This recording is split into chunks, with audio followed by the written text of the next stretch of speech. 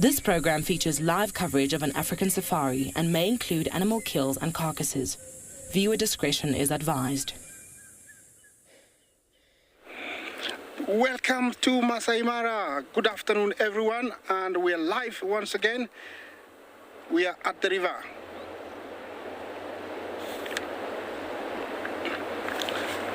This is a crossing that has been happening for the last 20 minutes, and hopefully it will go on for the next few minutes.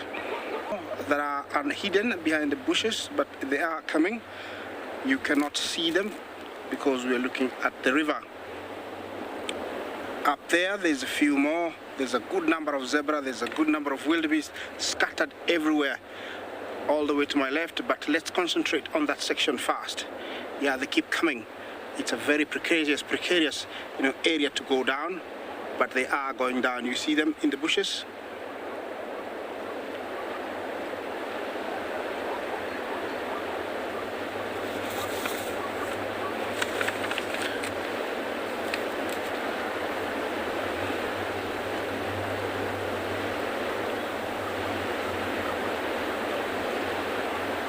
Yes, remember, I was here this morning, I waited until now, and it's happening. Thank you for the live broadcast. This is coming from the Masai Mara. Remember to drop in your questions and comments. This afternoon the weather is really nice. It's about 27 degrees Celsius here in the Masai Mara. Talk to us on hashtag WildEarth. Comments and questions are very welcome. This is live, this is happening now. This is the climax of the migration, and it is happening. Yes, that is a very dangerous area that they're going over. I don't know what's happening further down, but the current is really washing them, beyond where we can see, but it is happening. That's where they're coming. Yeah, you can tell the current is really strong. Once they're inside, they are really struggling. The stretch of the neck shows that how much effort they're putting in swimming and trying to get across. Nobody has been taken yet. I don't know beyond the corner, but from where I'm looking, nobody has been taken. Remember, I'm joined by my fellow colleagues in Southern Africa and also here in the Masai Mara to bring you different areas of wildlife.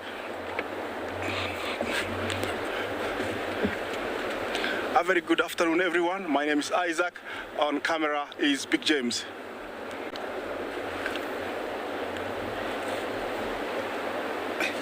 Hello. Chris, thank you for your question. You ask if I've seen any crocodile take a wildebeest or a zebra. Yes, but it was off camera. She was the only one. For some reason, she decided to cross. She got tired and took her, but on camera, no. But we do see that every other day when they do cross, because crocodiles are here, and the ones within this area are so big. When it gets hold of a zebra or a wildebeest, there is no escaping. Don't know what idea they've taken there. Looks like they're starting off very quietly and warming up, by going through those rocks. I don't know what's the reason, and then they're coming down further there. Yeah, a very dangerous area to be going, across, because already they can break a leg, be cut, the hoof can be cut, they can get stuck. It does happen. There is quite a good number of wildebeest also back there, but the grass is high and the bushes are also very thick. We cannot see much. Yeah, this is happening, guys. This is what we've been waiting for. Now, I don't know what's happening. There's a bit of confusion. The wildebeest are running backwards and the zebra are running to the right. Yeah, I don't know what's happening. Let's have a look what is happening here. Do we have them? Oh, look at this. Now they're turning back. They're walking to the left.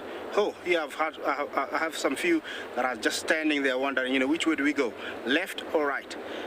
Yeah, this is the, total confusion. This is what really happens in a crossing, and this is happening right now. Do we have any more close to the river? No, those are the only ones. Decided to come this way instead of following the others. Okay, we have a leader. I don't know if it's going to be for how long. Okay, to look left. Is it okay to go? Yeah, overtaken. Remember, they've been standing across the bank for almost 6 hours. They've been in the sun for 6 hours. And when you hear of us talking about some of them dying of exhaustion, you know, think about that.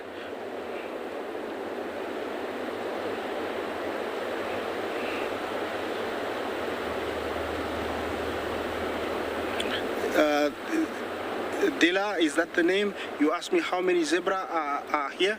I don't know, or if I tell you the ones that are across plus the ones that are here, these ones here could be around maybe 150, but the ones that are crossed were about 1,000 plus. So we're talking about 1,500. They started just before the show started, unfortunately, but we're very lucky to have caught them before, you know, they finished. These ones are, for some reason, are the ones that decided they don't want to follow the ones that, you know, went across, and they're turning to the left for some reason. This is, you know, the pure confusion that really happens at this time of the year. Yeah, are they going to come down? Somebody has decided to grab a little bit of a bite before going down. Yeah, where there's that big log is where they came in yesterday, and sometimes this morning they came down there, and it's quite easy to come down. Looks very rocky, but it's much easier than any other place where they've gone down. Look at the wildebeest. They're like, you know, we're not going with a zebra. We're going to choose our own little spot further down, and looks like I don't know where they're going. Okay, they've decided to stop. This is all happening, and this is what really happens. I'm hoping they're gonna come here because this is going to be a better view for me. I'm gonna see them come in and, you know, go out. So hold on, guys, hopefully it happens. She looks very, very determined, the girl in front. Okay, look right, look left. No croc, maybe there's croc. Okay, go back. Typical, you know, crossing, you know, situation. Yeah, everybody's very alert. You know, can you imagine, you know, standing for 6 hours, no drink, no eating? If you do that for 2 days, and also you will get exhausted, you might drop dead. And when we talk about exhaustion, I think this plays a very big role. The river plays a very big role, you know, in putting to these guys, you know, getting exhausted. There is no wildebeest where they were crossing earlier now, or zebra. They've all come this way. And these are the only ones remaining.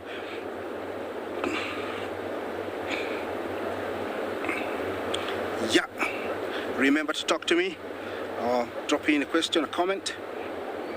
Tell me what you think. Are you enjoying this? Okay, during a crossing, remember there's no leader.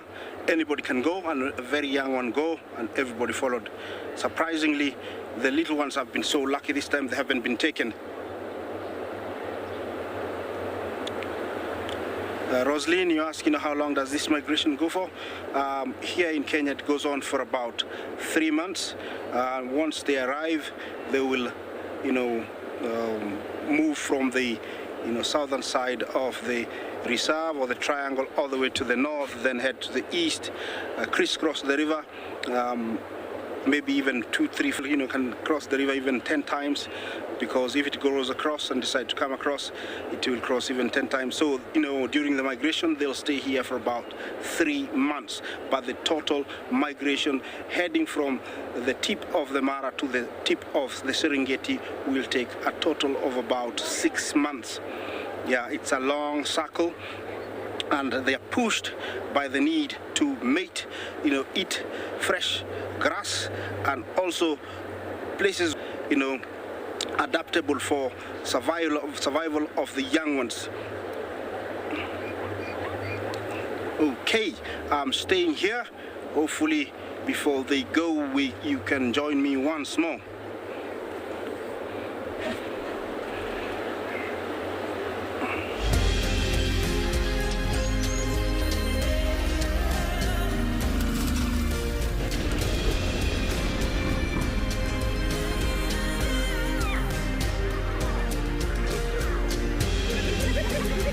Guys, yes, we're here again at the river, and those guys came in and decided to go back. Yes, I'm not on screen, but I can tell you my name is Isaac. On camera is Big James. Masai Mara, bringing you this live broadcast of the wildebeest crossing the Mara River. Remember to drop in your questions and comments. Our weather today is very, very pleasant. Yeah, you can join us on hashtag WildEarth, or you can live stream us on YouTube. This is coming live from the Masai Mara. Remember, I'm joining my colleagues, down in Southern Africa, a few parks, a few beautiful parks over there. Okay, let's see. Are they gonna go again? Remember, there can be multiple, crossings, and others can be crossing from one direction to the other, and others crossing from the other to the other. I have seen that happen, and usually it looks like total confusion. If you want to call it pandemonium, that's when it is actually, it is. Look at this. I don't know if they're going to come down.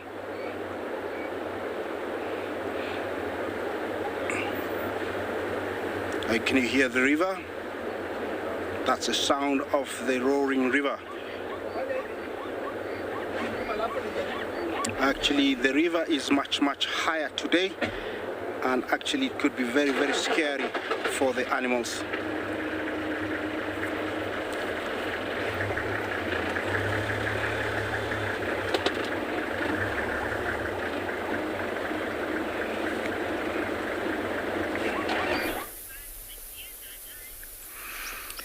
Good afternoon, and welcome to andBeyond Phinda Private Game Reserve, where we've managed to find 2 lionesses in the early afternoon. My name is Damon, and behind the camera is Craig this afternoon. And as I'm sure you can see around us, there's quite a bit of cloud cover, the odd little raindrop falling. So we're keeping a careful eye on the weather. But wonderful to have been able to start the afternoon with these 2 beautiful lionesses behind me, lying in the grass there. Look at those white tummies and how they stick out in amongst the grass and the bush. And if I ask Craig just to zoom in a little bit on the right-hand lioness, onto her lower belly, you might just be able to make out that she's got some suckle marks there. And these are the 2 lionesses of the pride of lions that lives in this part of the reserve called the Mountain Pride. These are the 2 lionesses with those 5 younger cubs. So I wonder where those little ones are. Probably not too far away from where we are currently. And these lionesses have been apparently hunting the whole morning, but so far it doesn't seem like they have been successful. Looking at their bellies, they don't seem to be terribly full. And just while we sit here, I can hear a bush rustling behind us. Oh, there's an Ngala right behind us, everybody. Oh my word. There's an Ngala right behind us. I don't know if you're going to be able to see it, Craig, but if those lionesses wake up, they're still sleeping for now. I just heard some movement in the bushes. It was a very subtle movement, just some branches shaking. But it's a big Ngala bull, and if he maybe starts to horn the bush with his horns, which will make a bit of a louder noise, it will no doubt wake up these lionesses. He's walking towards, oh my goodness, he's walking towards us.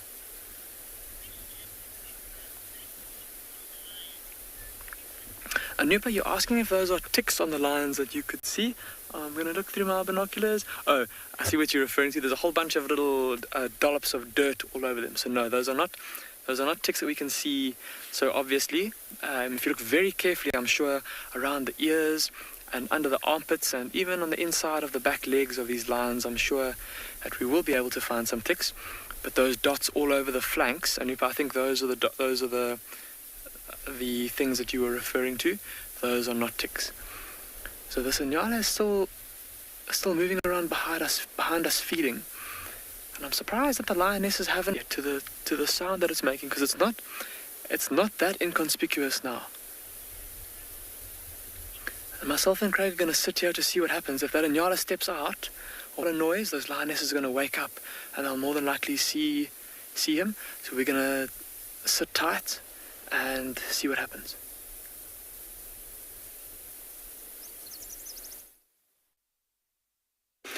Jumbo Jumbo, and hello everybody. And lions will hunt anything they can catch, from the nyalas to giraffes to rhinos to elephants to even buffaloes, like what we got here. Well, for those of you who could be a bit sensitive, I may warn you because it could be a bit graphic. And good afternoon, everybody, and welcome to another part of Masumara. My name is David, and with me on camera is Bungay. Wonderful to have you on this warm afternoon. And this kill must have been the night before. And my buddy, or my friend rather, my colleague Isaac, saw it this morning with some 2 lions that were feeding on it. Now, it's time for the migration, and I'm sure you have seen with Isaac a lot of crossing of so many zebras and wildebeest crossing the Mara River. But normally what happens, once the wildebeest are gone or the numbers of the zebras too reduce and they've gone further down south to Serengeti, the lions are sedentary. The lions do not move with the big masses of these beasts. So they should start planning early. This is my thinking, because they know any time from next month, but one, the wildebeest will be going back. So they'll start hunting big animals like this buffalo.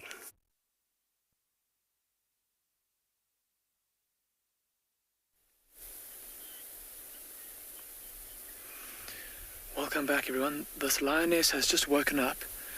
The Ngala is still moving. Lionesses are now awake. They've both heard him. He's busy feeding in amongst a large dead buffalo thorn. And there's lots of dead sticks, like I said, so he's making quite a bit of noise. And look at how these lionesses have perked their ears up. I'm just going to let Craig pan across to show you where the Ngala is. There, in amongst that dead buffalo thorn. Now, the lionesses have got some pretty good cover between themselves and him. They just, for the time being, looks like they're kind of just using their ears, listening to try and figure out what's making the noise.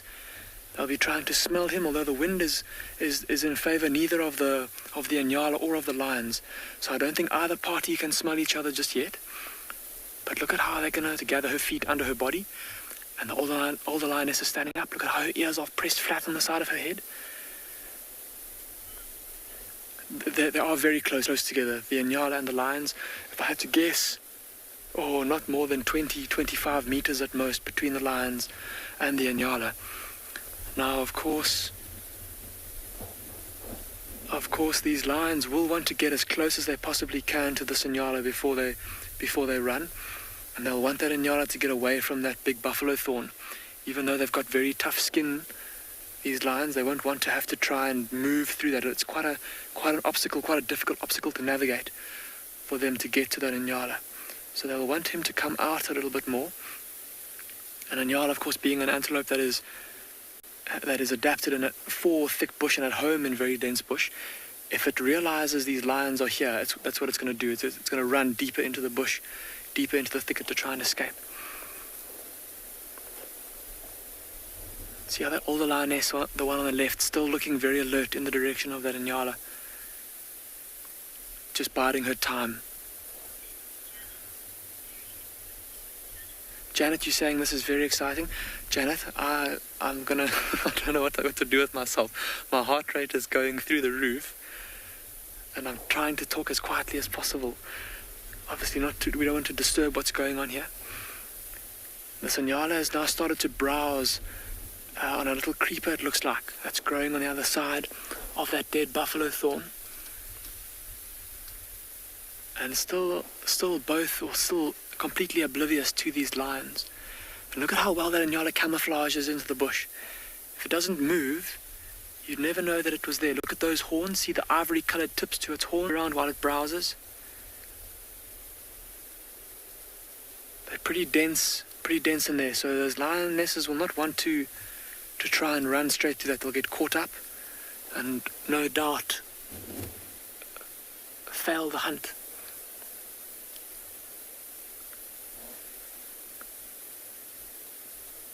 Ngala, if he just walks a few more steps forward,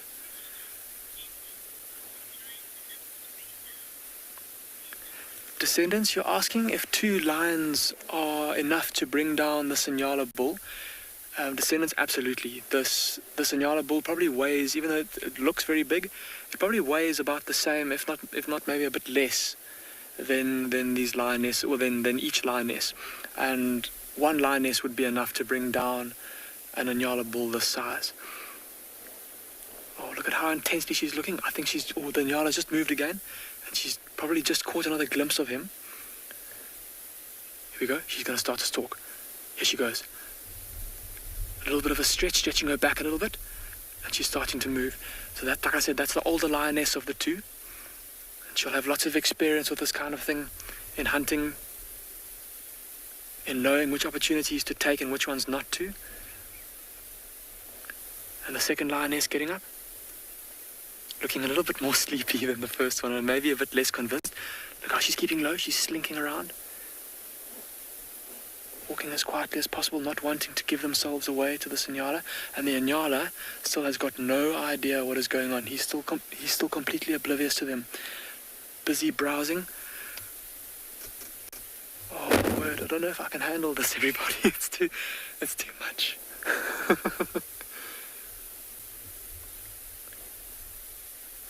Look at that. The lionesses have just disappeared.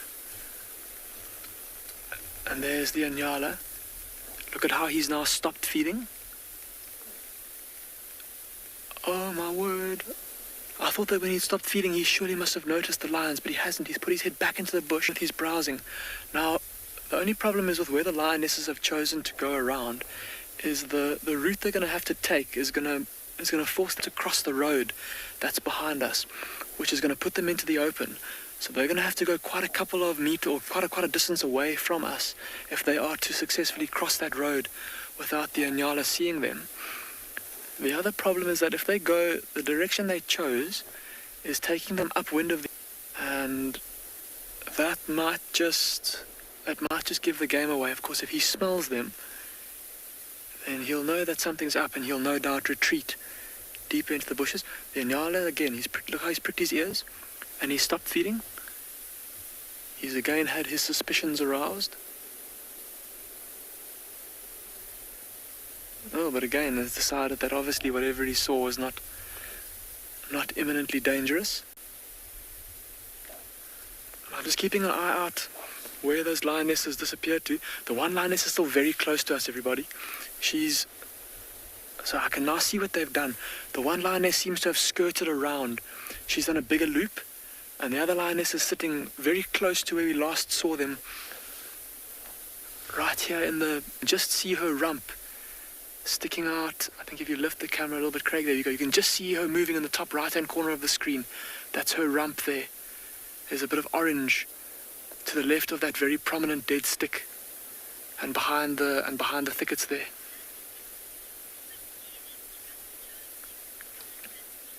Atlanta Jules, you're saying that it almost looked like they were strategizing. You're absolutely right, Atlanta Jules. It looked like that one lioness, like we said, she did a bit of a loop around, and no doubt with the intention of perhaps trying to chase the Nyala into the second lioness. But we'll see what happens here. The Nyala is still in the same place. I haven't seen that second lioness just yet. And this is the kind of situation where patience is going to be key for these lions if they're going to be successful in bringing the Nyala down or in catching him. Because where he is, the bush being that thick definitely favors the Nyala. He'll be able to press those horns flat against his shoulders. There's a second Nyala. There's a second Nyala there, everybody. There's two Nyalas in there.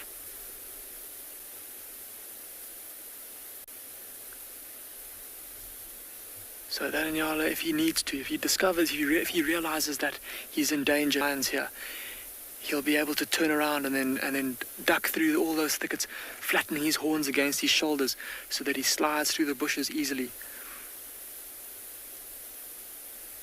See, as he's doing now, look how I don't know if you were able to see that, how he just tilted his horns back against the back of his neck and was able to push a little bit further into that thicket.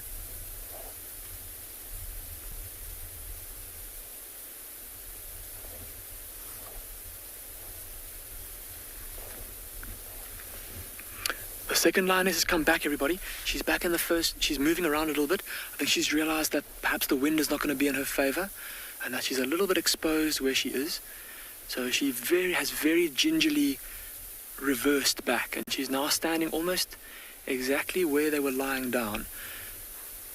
So what she's going to want to do is probably to go into those thickets behind her and then loop around to the left of the screen, come past the front of the vehicle and then come around the back of us. That will probably give her the best chance. It will mean that she'll be downwind of the Nyala. They won't be able to smell her.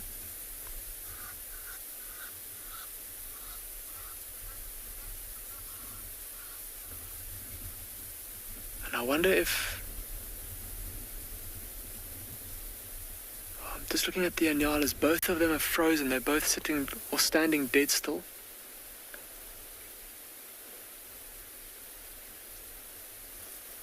Oh, they're running. They're running. Something gave them a fright.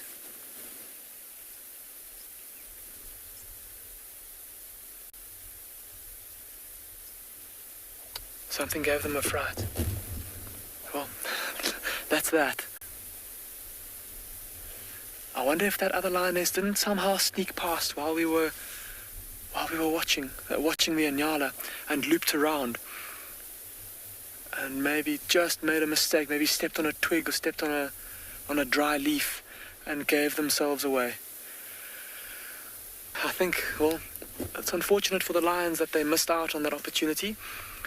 At least it gives us a chance to catch our breath. My goodness.